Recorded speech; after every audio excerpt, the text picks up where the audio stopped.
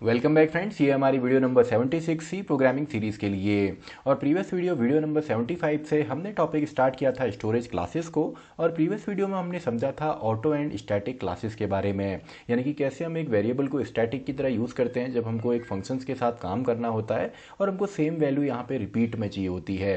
And auto का हम use करते हैं बेसिकली आपका ब्लॉक के अंदर। तो इस वीडियो में हम समझने वाले हैं दो हमारी जो और स्टोरेज क्लासेज हैं जिसमें रजिस्टर आता है एंड एक्सटर्न हमारा आता है।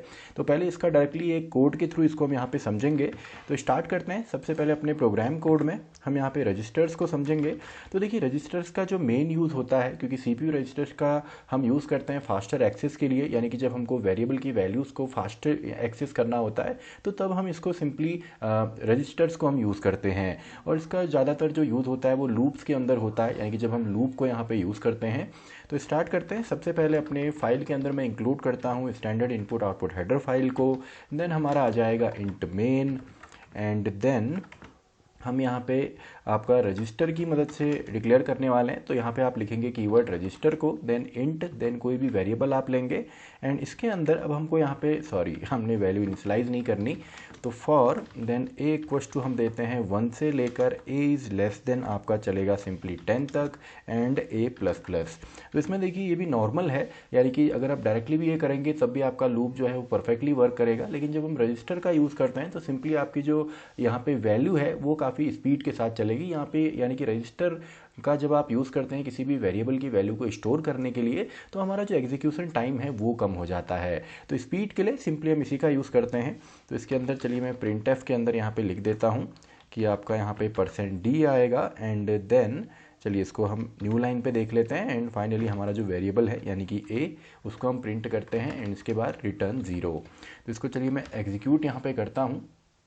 तो देखिए सिंपल सा है, यानी कि केवल आपने अगर फास्टर एग्जीक्यूशन अगर आपको यहाँ पे चाहिए तो इसके लिए सिंपली आप रजिस्टर्स का यहाँ पे यूज़ कर सकते हैं। तो ऐसे ही हमारा एक्सटेंड भी होता है और एक्सटेंड्स का हम यूज़ करते हैं बेसिकली एक ऐसे वेरिएबल के लिए, या सिंपली इसको हम ग्लोबल वेरिएबल भी कह सकते हैं, यानी कि एक ऐसा वेरिएबल जिसकी मदद से हम डायरेक्टली प्रोग्राम के किसी भी पार्ट से उस वैल्यू को एक्सेस कर सकते हैं।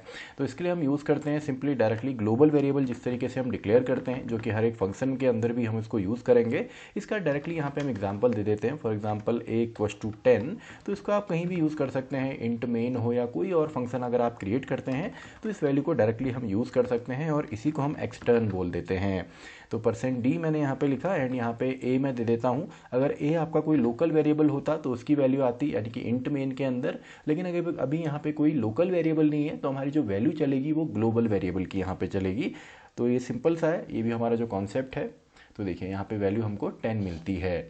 तो आई होप आपको समझ में आया होगा स्टोरेज क्लासेस, जो कि बेसिकली हमको बताता है कि एक वेरिएबल का स्कोप क्या है, उसका लाइफ टाइम कितना है, यानी कि मेमोरी में वो कितने देर तक रिसाइड करेगा, या थ्रू आउट द प्रोग्राम उसको हम कौन कौन सी जगह से एक्सेस कर सकते हैं। तो इसी के साथ हमारी ये वीडियो भी खत्म होती है, वीडियो नंबर 76। तो मैं मिलता हूँ आपसे नेक्स्ट वीडियो में, वीडियो नंबर 77।